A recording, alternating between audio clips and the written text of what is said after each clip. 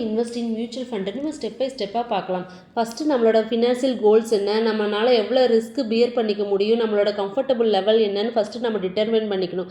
அதுக்கப்புறம் நம்ம different type of mutual fund என்னென்ன இருக்குதுன்னு நம்ம பார்க்கணும். அதோட time horizon, goals, risk profile அதை வச்சு அது சேஞ்ச் ஆகுது. ஈக்விட்டி ஸ்கீம், டெப்ட் scheme, hybrid scheme, solution oriented ஸ்கீம்னு பல ஸ்கீம்ஸ் இருக்குது. நம்ம ஃபஸ்ட்டு பிளாட்ஃபார்ம் என்னன்னு நம்ம சூஸ் பண்ணிக்கணும். அதாவது நம்ம டேரெக்டாக இன்வெஸ்ட் பண்ணுறோமா அல்லது டிஸ்ட்ரிபியூட்டர் மூலமாக இன்வெஸ்ட் பண்ணுறோமா அப்படின்னு சொல்லிட்டு நம்ம சூஸ் பண்ணிக்கணும். தென் வந்துட்டு அந்த பிளாட்ஃபார்மில் நம்ம ஆல்ரெடி அக்கௌண்ட் இருக்குது அப்படின்னா நம்ம திரும்ப அக்கௌண்ட் ஓப்பன் பண்ண தேவையில்லை. இல்லைன்னா அதே பிளாட்ஃபார்மில் போயிட்டு அக்கௌண்ட் ஓப்பன் பண்ணிக்கலாம். இது பர்ச்சேஸ் ஆஃப் மியூச்சுவல் ஃபண்டு யூனிட்டில் வந்து வாங்கிக்கலாம். இது வந்து நம்ம டேரெக்டாக அந்த பிளாட்ஃபார்ம்லேயும் போய் வாங்கிக்கலாம், இல்லை டிஸ்ட்ரிபியூட்டர்கிட்ட நம்ம கேட்டு வாங்கிக்கலாம். இதோட ஆஃபர் டாக்குமெண்ட்டை நம்ம கேர்ஃபுல்லாக ரீட் பண்ணிக்கணும். ஏதாவது டவுட்னா நம்ம ஃபினான்ஷியல் அட்வைசர்கிட்ட நம்ம கேட்டுக்கலாம். நம்மளோட இன்வெஸ்ட்மெண்ட்டு மானிட்டர் பீரியடிக்கெலாம் மானிட்டர் பண்ணிக்கிறது கண்டிப்பாக தேவை. நம்மளோட கோல்ஸ் அச்சீவ் ஆகுதா, நம்ம கரெக்டான லைன்ஸில் தான் போயிட்டுருக்கோமான்னு நம்ம பார்க்குறது ரொம்ப இம்பார்ட்டன்ட்.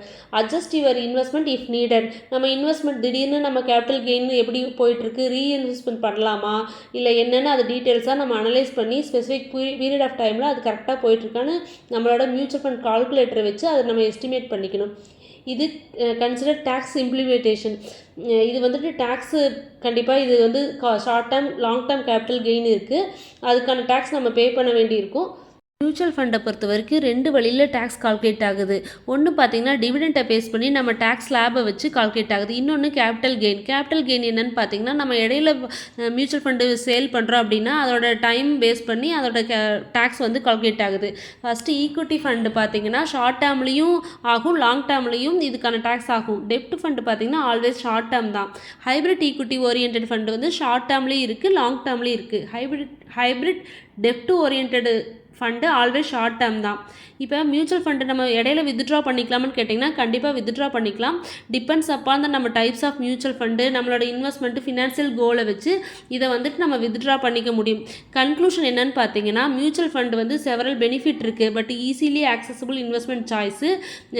பிகினர்ஸ் வந்துட்டு நம்ம ஈஸியாக இன்வெஸ்ட் பண்ணுறதுக்கான வழிகள் நிறைய இருக்குது. இது மார்க்கெட் ரிஸ்க் பேஸ் பண்ணி தான் இருக்குது. Mutual fund investment are subject to market risk. Read all the schemes related documents carefully.